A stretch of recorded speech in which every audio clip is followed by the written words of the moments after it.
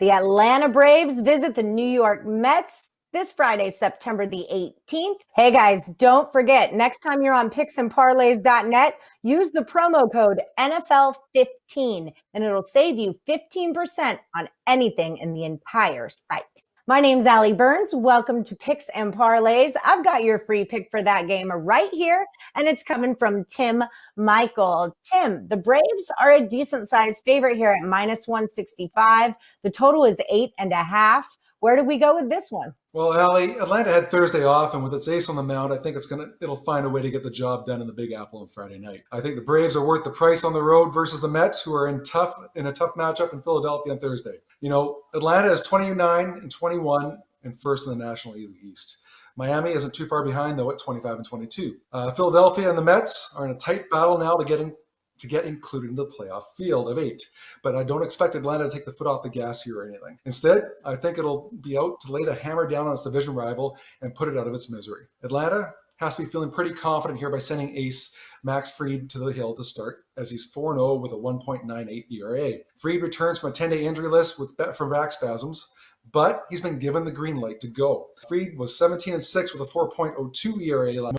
Note that he's been particularly sharp on the road this season, going 2-0 with a 1.71 ERA so far. The home side was originally scheduled to start rookie David Peterson, but his start has been pushed back to Saturday. And now Steven Matz, who was 0-4 with a nasty 8.36 ERA, gets the nod here.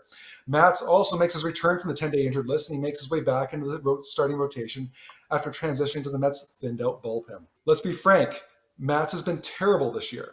Last season, he was 11-10 with a 4.21 ERA, and while he's been better at home than on the road, his recent form leaves everything to be desired.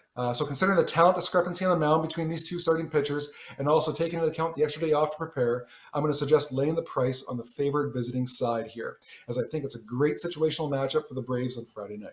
I like that. I agree the Braves are the better team here. The Braves have actually had 16 more home runs and 44 more runs than the Mets have this year. So that's a big deal. I worry about Max Fried because he is coming back off a 10-day. I don't think he's going to pitch his normal 5-6 innings. I think they'll probably put him in for, an inning or two and see how he does. I really like to fade pitchers that are coming back. Like I just cashed on Cole Hamels the other day, and then like you said, Matz just stinks.